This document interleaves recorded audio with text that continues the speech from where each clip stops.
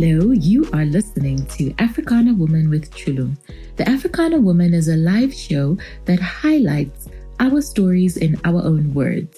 We believe that to attract the lives that we truly desire, we must smash the culture of silence around the things that hold us back or keep us stuck.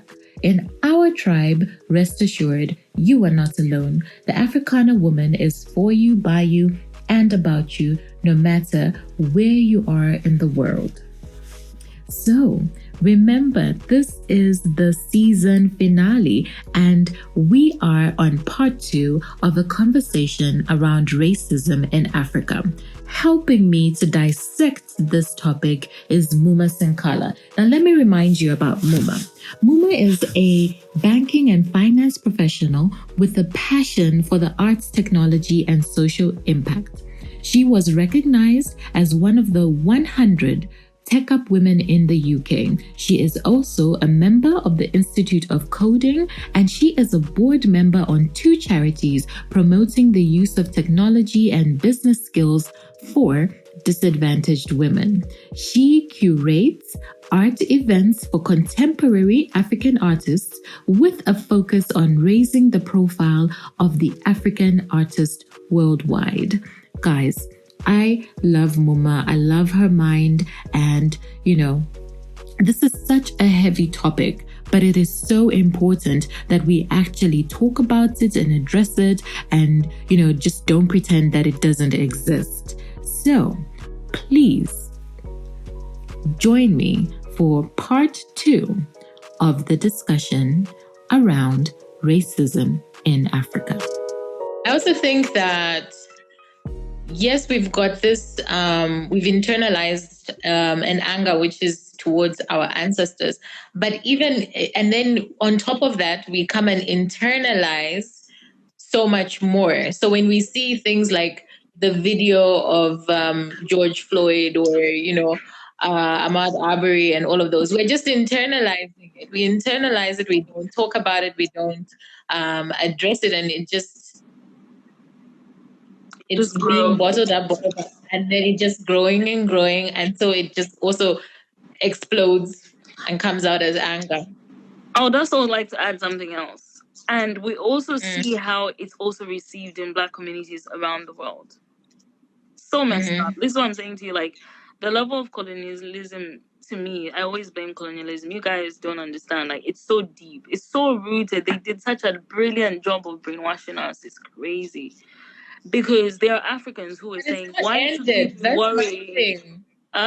Colonialism, I said it hasn't ended. It still exists. I don't even know if it will ever end or how it will end, And this is what we say when we tell our white counterparts. That you guys have to understand.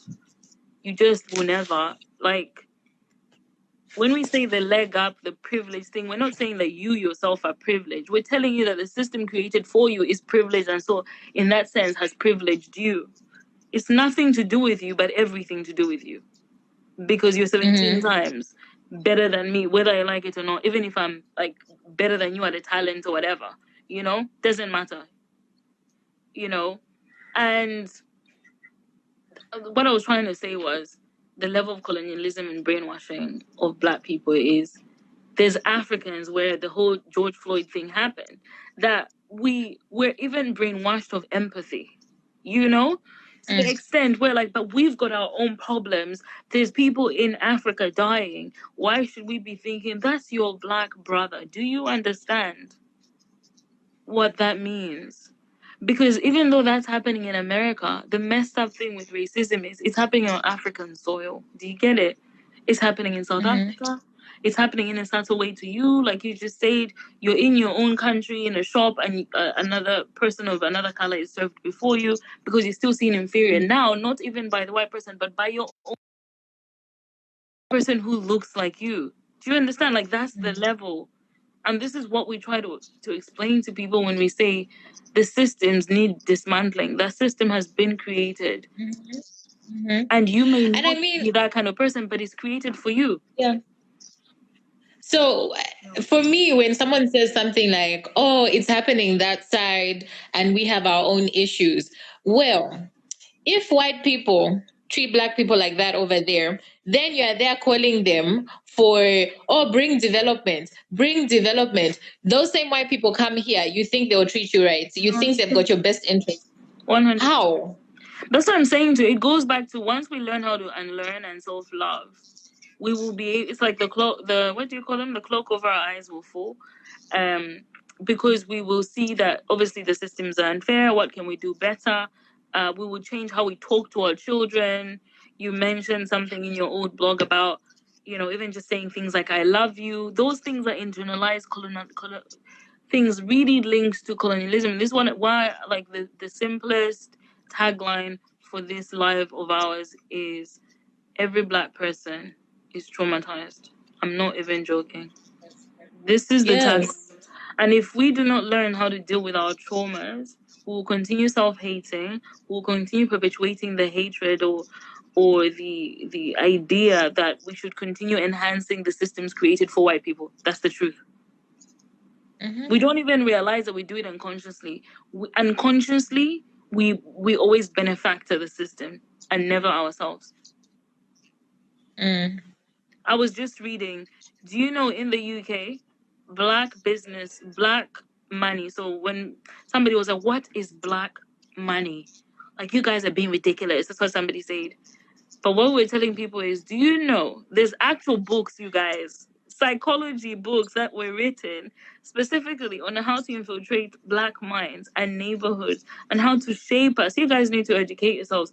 And how to shape us so that some of the things that we call culture, we were forced into creating those cultures to protect ourselves or as a way to appease ourselves, make ourselves feel better when we were enslaved and things like that.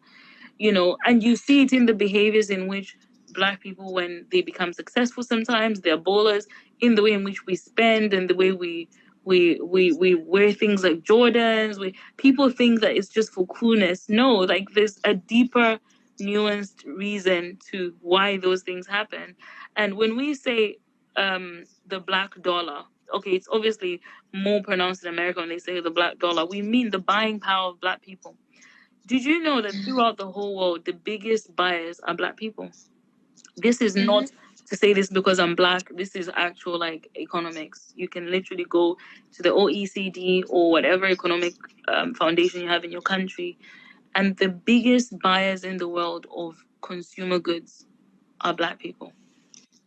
And the world literally markets off the culture, and the world literally markets to the culture. But when we then look at it on a deeper level, the people who benefit from that same market are never Black, rarely. Mm-hmm. And those Black people who do benefit from that market, whether from like, what do you call it, corruption, or even if they're just really good, you'll find that person who's really good will be like a 1%. So you work for Goldman Sachs, you're like a 1%. The chances that you would be a Black person and an exec at Goldman Sachs as a partner are like no. Like, yeah, you are like you're what do you call it, a unicorn. They actually call it a unicorn when a Black person raises $1 million in America or £1 million. If I've got a great business idea and I create an app that goes viral and I'm able to raise funds from an investor within like a short period of time, and the funds, the put a specific cap on it, £1 million or $1 million. If you're able to raise that, do you know what they call those Black people? Unicorns.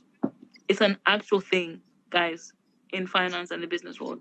They call you a unicorn. Doesn't that just tell you how messed up that is? That system is created that how many white people have created £1 million, $1 million, raised that money for their businesses?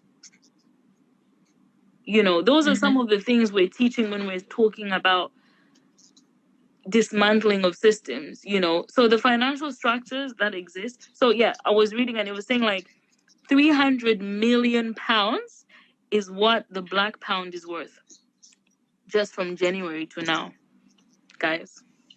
I'm not talking about like whatever.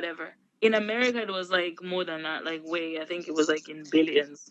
Yeah, imagine. Mm-hmm. And when they say that, they're talking about things like consumer products like jewelry, the really expensive things. They're talking about things like, so it's a two-sided argument as well, because again, like I was saying, you can't just blame white people. Another question that you have to ask as Black people is, why do we carry those mannerisms that we think or feel that material things will protect us or make us feel better? Again, colonialism. Huh? I said, make us fit in. Exactly. Make us fit in. Also, when you had been oppressed for so long and you get an opportunity to look like the person who oppressed you, who never gave you a chance to vote, never gave you a chance to drive a car, never gave you a chance to own land, never gave you a chance to be as good as that person, even if you were better than them. You know, when you get that opportunity, because you've got money, which is money is power in the world, you know, when you get that opportunity to be able to have it, what you think you're going to do? So our behaviors, social behaviors, are then constructed around the idea that for me to be successful, I have to wear jewelry. I have to have girls in my teeth. I have to have a 10-acre home. I have to show everybody that I've made it, because we haven't had it for so long. Who knows, maybe the next generation of my own people won't even have it. That's why it's so difficult to find generational wealth in Black families around the world. Do you guys not think that that's problematic? How much generational wealth do we find in white families? You even call it blue blood. Like, it's crazy. Yet we've got royals and monarchs in Africa who are absolutely wealthy, but you never really see that even exposed to the world. That's also another layer. You know what I mean? Because there is actual wealth as well.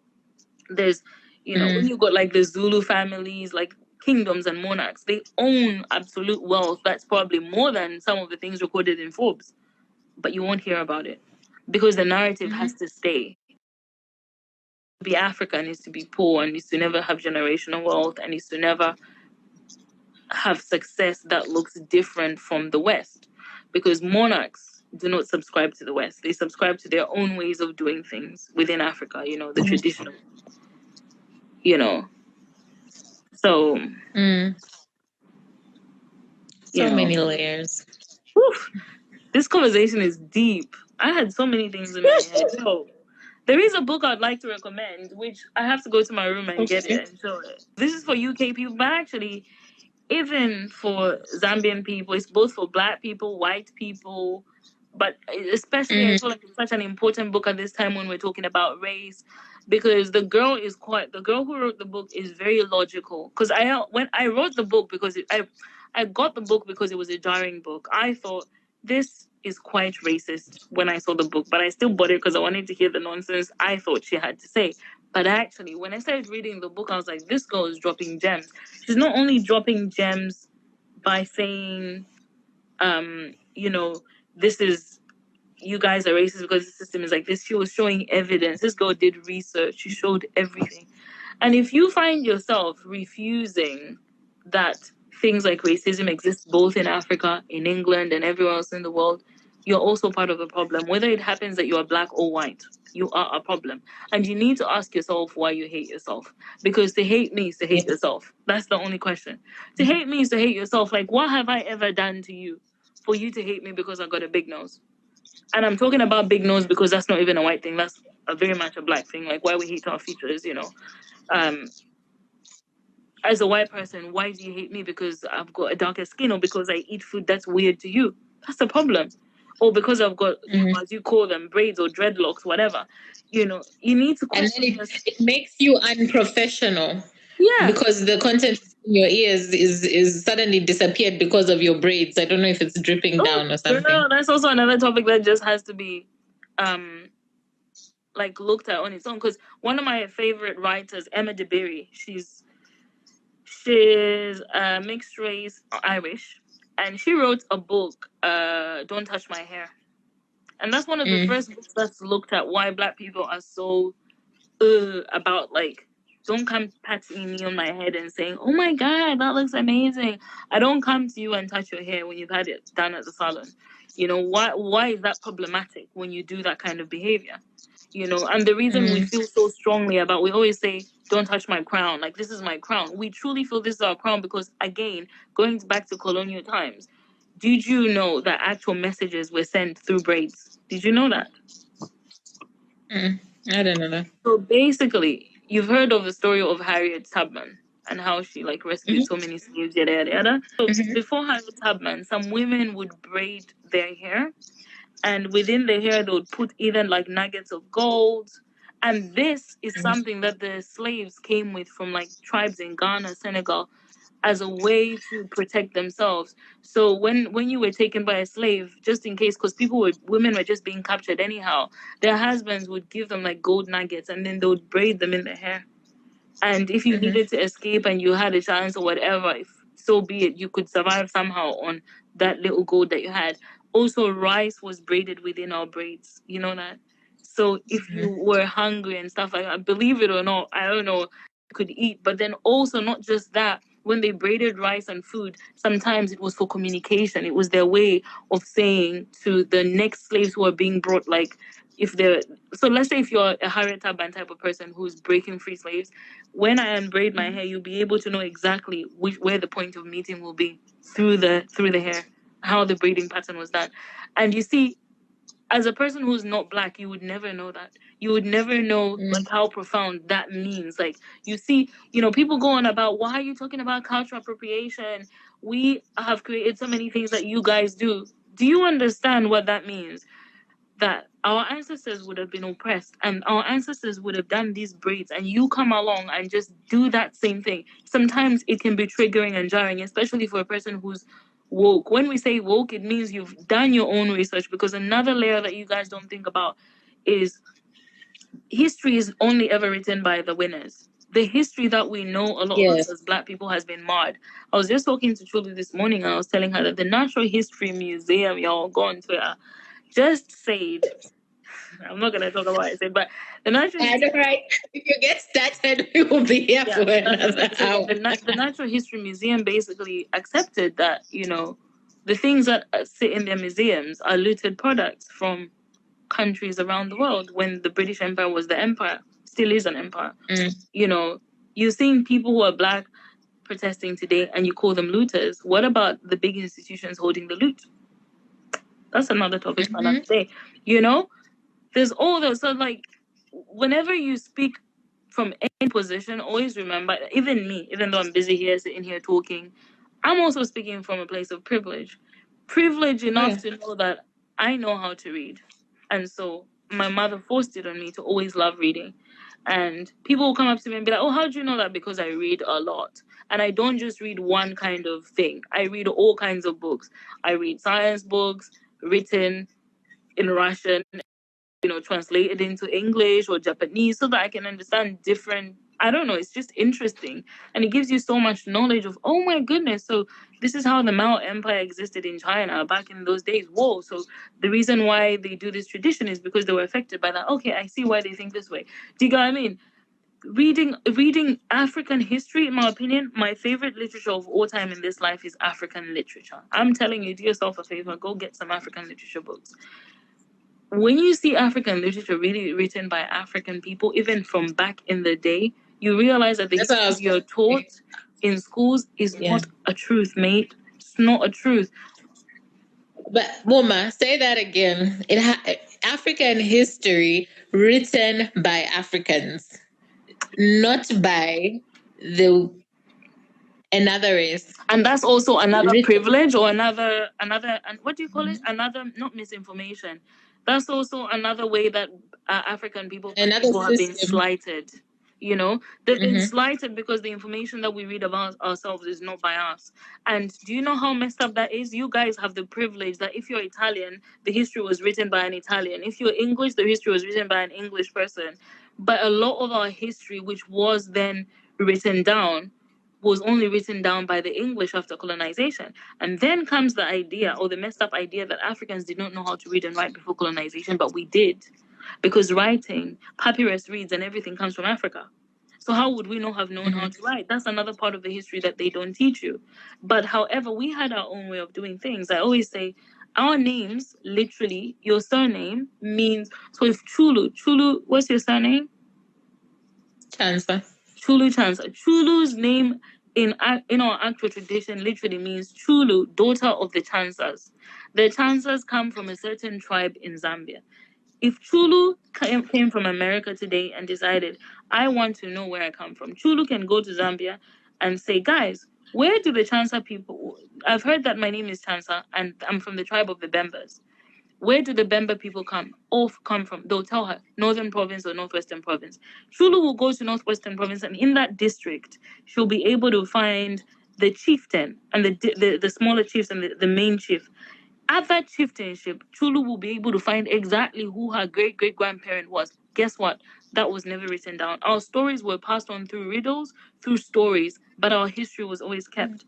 In different African traditions and African histories, you got totems. You know, a totem is a symbol. So whether they came in shields or weaving that happened, that was a symbol of who you are, your tribe, your people. Each African child has land. Forget about the corruption that's happened, but each African child has land by virtue of where you come from, your tribe. That's how they know, the Chulus, the Chansas, this is their land.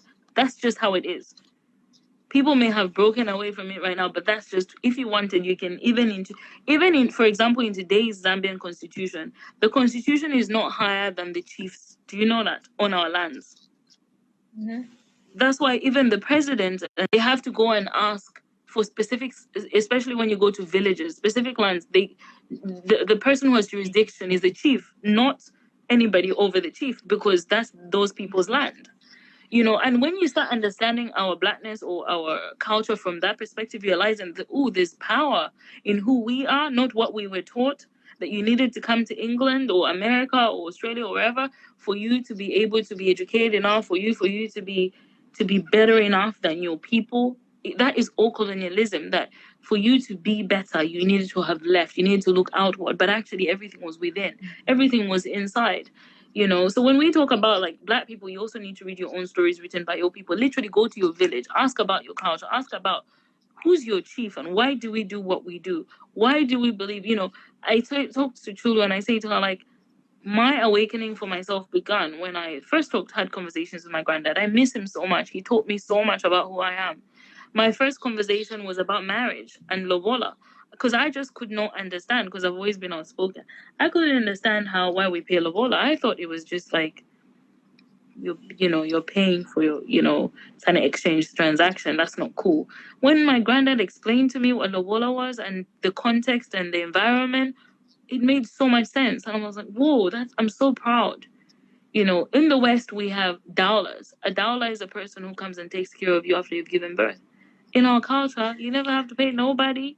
Your aunties, your grandmothers, your sisters in the community, even if you happen to be an orphan, your neighbor will come and be your doula. How beautiful is that? Do you get what I mean? And when I say doula, like, not just the way a doula will come and teach you, like, this is how you feed the baby. No, a doula, literally, they will, how do you call China in English? I can't remember my English now. China. They will massage China. They will massage your back. They will show you how to massage the baby's bones. Got so much to say. Things like science. Things like a baby, when a baby is born with yellow eyes, spraying milk, people thought that was a stupid thing. It was witchcraft. Actually, it's been proven that breast milk clears the eyes and jaundice and things like that.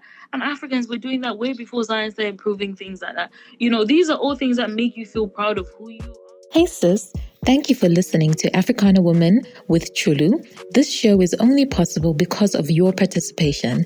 These are your stories in your own words. There are actually 2 ways that you can be featured in the Africana Woman Network.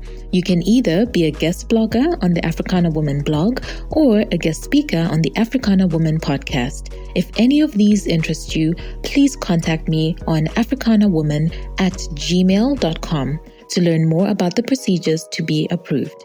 Now, back to the show. Just reminded me, because when white people came, they were like, oh, you're breastfeeding. No, you shouldn't do that. It's not good for the baby. So then Black people stopped breastfeeding. Then they came back and said, no, it's actually the best milk for the baby. And it's like, do you see? We had that knowledge. Yeah. Do you see how then that then created the idea? How sadly things were created that we didn't know anything, and we came here to save you, and we're teaching you. It's so deeply ingrained. You know, did you know that the first act of C-section, the C-section was developed by women in the 1800s in Tanzania and the Lake Tanganyika? And not just C-sections, the way in which they operated. So in reality, when you can say that they invented operations, really. The way in which they operated, they created sterile environments. They knew what herbs to use. They knew to boil the instruments that they were using in order for germs not to be spread. They knew how to cut exactly where so that the baby is removed. You know, things like that. Like, those are excellent. That's excellency. The first heart transplant happened in South Africa. All those things are things that you have no idea about if you don't go looking for them. And that also in itself is a privilege for you guys, in that you're so privileged that you don't have to go and look for information because it just exists for you. But for us, you can turn around and say, but it's up to you guys. You're the ones who don't document them. No, somebody came and told us the way we do things is not right. Manipulated it, told us it's not. And, you know... Moma, not even that. Because one of the greatest libraries that has ever existed in the world was in West Africa. And people came and burnt it. Outsiders, foreigners, I don't know what you want to call them, came and burnt a whole, like, the largest library. It's unbelievable. So it's not even that we didn't have books or knowledge or where we stored things. It's just from pillaging, thieving, that things have been taken from us, and then somehow we've been brainwashed to forget who are you, who you really are. So yeah, it's so ingrained. So when we talk of race issues, they go deeper than just white and black, and they go deeper than just what you know. Yeah, it goes deeper than location, because people, this thing of, oh, it just happened, it's over there. 100%. It's not over there, it's here. Deeper than location. 100%. Goes deeper than location. Yeah. The only thought that I have is we're so tired. We've been tired. We've been knowing. We've been saying. You need to start listening as well. White people, African people, mostly white people, to be honest, because racism, when we talk about racism, is from that perspective. Not just white people, even other races, really. Not black. Because you perpetuate the same ideas. Of course, it's like white, and then it's a totem pole in it. But it filters through, and the same ideas are still, fed to us, which is really wrong. And then black people as well. You know, you allow those ideas to continue, and the only way to change that is you need to wake up yourself and change yourself. You know. But all I can say is, if you listen to this conversation and tensing up your arms, you know, your tongue is on the roof of your mouth, your face is all scrunched up, ask yourself, am I the problem? You are the problem. And then say, okay, how do I stop being the problem? Because I know that I'm trying to be a good person. Because the reality is, I don't think people just wake up trying to be rude or mean. If we as black people are talking about, it's so hard to unlearn ideas and to change who you are. Imagine being born racist, even whether subtly or unsubtly, and having to unlearn it. Some people may think that they're trying. They may even try, but in their head they're trying, but they don't have to do that much. You know what I mean? So yeah, it's not an excuse though. Like, do better. Do better. And do stop the research. Asking. The last thing I can say is stop asking black people to tell you how you can do better. Nah, fam, do your own work. Imagine, the last statement I'll say is, I remember watching one of my favorite doctors here. She's a black lady, and she went on E! News, and she was talking to I think Piers Morgan or whatever, and he asked her, well, what can we do better as white people? And she said to her, it is not the job of the oppressed one to tell the one who oppresses them how to change. How do you go and do something to me and then ask me, oh, how can I do better? Like, that's messed up. When you think about it, it is. And when we say oppressor, you guys might be like, yeah, but like, that's not fair. That's so blanket. Just because I'm white, it doesn't mean I go around oppressing you. We know that. But what we're telling you is the system has created for you to be able to do that without even thinking about it or looking, That's the reality, the system. And it's true, you cannot beat the system all by yourself. You may say, but I'm only one white person. But actually, your behaviors could be the thing that triggers somebody else in a good way. Like, oh my goodness, you know, I've got a white friend who cares. Like, I've got a friend, Shan, who's been amazing. Like, I can see it's like eating at her. You can see her anger about it. But she's not just angry. She's doing something about it. That's the number one thing. Don't just be angry and go on Twitter warring, being a Twitter lord on Twitter, on Instagram, on Facebook. Nobody cares about that. The reality comes when you're working in your company and you see your black colleague treated differently. And you know it. You can pretend you don't know it, but you and I both know it. The reality comes when, you know, you happen to be an expatriate in Zambia, and you An walk immigrant. into an immigrant in Zambia, and you're being called an expatriate. Or even if you're not, it's not just words. You happen to be an immigrant in Zambia, and after a little while of being in the country, you came very neutral. You know, you could even go there neutral genuinely, like just yourself, but then you find yourself changing, and you having an expectation of how you should be treated better than black people, even unconsciously. Check yourself. Even when the way you walk in a shop, you just know that you expect to be treated better. Mate, we see it. Change it. You know, when you're in a company, the same things that you said, you know, you're in a position of power, able to give tenders to somebody who deserves it. Do what's right. Like, check your behavior yourself. When you're laughing with no black friends around and you've got your family there and you're saying something that's subtly racist and it's just a joke, cut that out, because that's how it begins. It begins in jokes, then your child hears it. Even if you're fully raising children who are not racist, your child's gone to bed, but you don't know that your kid's woken up and they're standing by the door and listening to your conversation of jokes, and that kid internalizes it until they're an adult and then shoots up a church or shoots up a cinema. Do you get what I mean? All those kind of things. Like, the responsibility is on all of us. It's not just on one. It's No, on but you all know of what? us. No, it's not even that. For me, do you know what I have a problem with? You come to this country, you come to African countries, right? And the only only African people that you associate with are the help. So your children grow up thinking that Africans are only the help. You understand? Yeah, That's problematic. that's so It's problematic. That Can is so you problematic. can you expose your kids to other types of Africans? Yes, it's great. We have this great system where we have people that come and clean our homes, people that will be our 100%. babysitters, that will be our gardeners, our guards. Yes, that's great. But then we also have highly I fully educated, agree with highly you. creative, highly just amazing other and not that the your workers are not amazing, I was but going you to need say to it's expose not, your and kids it's to them. also not just the workers, and it's also not just highly educated. Why can you not expose your kids to kids who come from poor families but are great people? You know what I mean? Why not? What's stopping? Like, check your behavior. People don't realize that those subtleties, those behaviors are also behaviors. They're also terrible.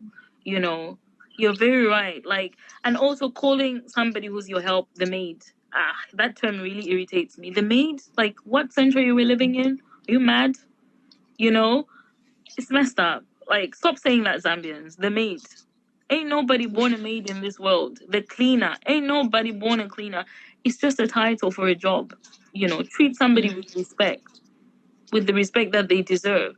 And this is what I'm saying to you. Like, the behaviors that we have in our own cultures, and then they emulate it, you know, as they come into our countries. And all I can say is to the people who do come as immigrants, check yourself. Check that you're not also changing. If you came a neutral person, that you're not also then, you know, carrying these bad behaviors, you know, treating, you know, exactly, exposing your kids only to one way of thinking, you know, only going on safari lodges and showing them that that's all Zambia is. That's BS. You know, Zambia is more than that. You know that Zambia is not just two extremes, poverty and riches, because there's an in-between. There's an in-between of middle-class people. There's an in-between where you can take kids to the village. They get to experience the true culture, the tradition. You know, there's an in-between where, you know, allow yourself to immerse yourself in the full experience and then make your own views from that. The problem that you have is you've only got two polarized views and you refuse to to walk in the other person's shoes. You will never really walk in our shoes, but like you can try to immerse yourself in the culture, especially if you so happen. It's like going to Spain, being British, and then saying I only eat fish and chips. I refuse to eat anything else. See what I mean? If you stick to just your people and if you just stick to what you know, like you will never learn. So, but at the same time, it's like people will come and they'll be like, "Oh, I tried the food. Oh, I learned a few words in Nyanja and Bemba. Oh, I really got the culture." That's just the surface. Let's go a bit deeper when we talk about. Let's experience somebody else's culture. It's disrespectful. That's what it is. Like, you know that's not culture. You would never go to China and say ni hao and say I know the Chinese culture. You would never go to India and say namaste and say I know the culture or understand it. You never go to Japan and say konnichiwa and say I know Japanese culture. I can go on and on. But like that's also the problematic idea that I'm saying. All other cultures around the world, it's easy for you to easily integrate into them. But when it comes to most African cultures, you fail. Or most Black cultures, you fail because it's just too hard. That's problematic. It's just too hard to pronounce. My name is Muma. It's M-U-M-A. No. People call me Muma, Mom. Like, are you taking the mic? But you can say Jean-Paul Gaultier. Jean-Paul Gaultier. You even go and learn how to say that whole thing. But you can't say Muma. You're taking a mic. And then when I tell you, I call you out. Two vowels. Chula, chulo, and it drives me crazy. Even when you're typing, you've seen that the name is spelled this way, but you still want to spell it your own way. Do you get me? Exactly. That's also problematic. That if you see yourself doing that, question yourself. It's a problem. It is a problem because, how is it you can say Jean-Paul Gaultier, but Muma is Muma, Mama, Mom? Like, are you kidding me? M-U-M-A. It's not that deep. You're very intelligent. You got a PhD. Most of you, highly educated. How can you just say Muma? Why are you calling me Mama? Like, really? So not wanting to learn how to pronounce somebody's name. Oh, it's just so difficult. Or you can hear me speaking and you're like, pardon me? Really? Mate, I grew up in a country where I spoke English all my life. How can you say to me, pardon me? Or I'm talking to you and you're like, oh, you speak really well. What's that got to do with the bank or the real issues? Like, what's wrong with you? Why do you say I speak well? Like, how messed up is that? How am I supposed to speak? Am I supposed to bark? Really, people need to question themselves. And you can even excuse yourself and be like, that's not what I meant. Honestly, I wasn't asking like that. I didn't, but that's the point. Question why you question such questions. That's such a weird one, obviously. Question why you question such questions. That's the root. It will tell you who you truly are. And if you do find that you happen to be racist, you can change. You really can. It's a learned behavior. That's it. Yeah. And I think just to summarize, for us Africans, can we learn to love ourselves? Yeah. And really just examine why we think certain things, why we are biased in certain ways. Do the research, do the work. Let's be better. Africans, it's very simple. We've given you the blueprint. Go and read African books, okay? Go and read African literature because we're not saying that don't read other books. The reason we're saying go and read other books is it will allow you to open your mind to realize that everything you've been taught was a lie. To realize that actually, my ancestors did this. But But even at the same time, I think the way we've been trained as Africans is that we just accept. We just say yes. We haven't been trained to question. Yeah. We haven't been trained to probe and to just, it's okay to have a difference of opinion. It's kind of that one is not a wide point. I think that's more wrapped in our culture. The idea that when a person who's in a position of power tells you something, you just listen. That is something, in my opinion, that has to be unlearned. And in my opinion, again, people like Zambians get very, for example, I'm going to talk about Zambians. They get very touchy about it when you say, things like that. But we need to, culture is dynamic. It's not stagnant. Don't talk to me. Don't come at me about it's our tradition. It's our tradition. Were you there 100 years ago when your grandfather was doing things? How do you know that was your tradition? Some of the things have been changed as time goes by, you know?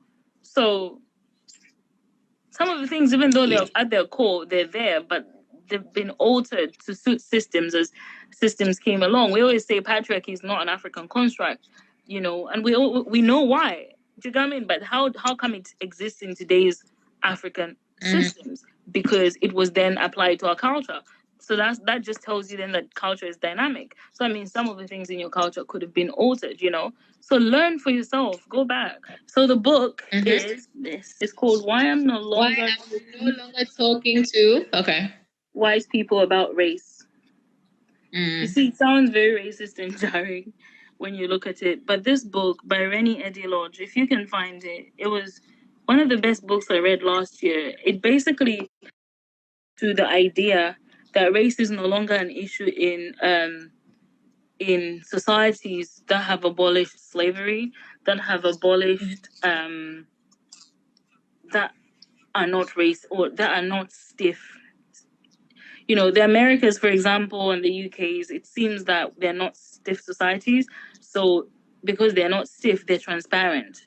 But what people don't realize is cloaked in transparency is very like subtleties, very microaggressions that are crazy that Black people have to deal with on a daily basis.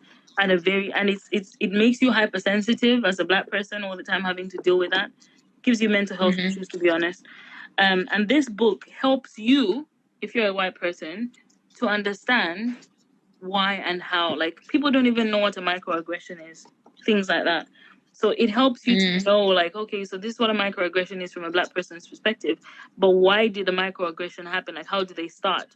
She goes through history and shows you, like, this is how they developed this kind of behaviors, and then became microaggressions because this happened. Amazing book, one of the best. Rennie Eddie Lodge. And the great thing about her, she said that anybody who buys this book, she's donating the money to the George Floyd Fund. So, all the money. She's not getting the money. She's for every book bought. So. So, yeah.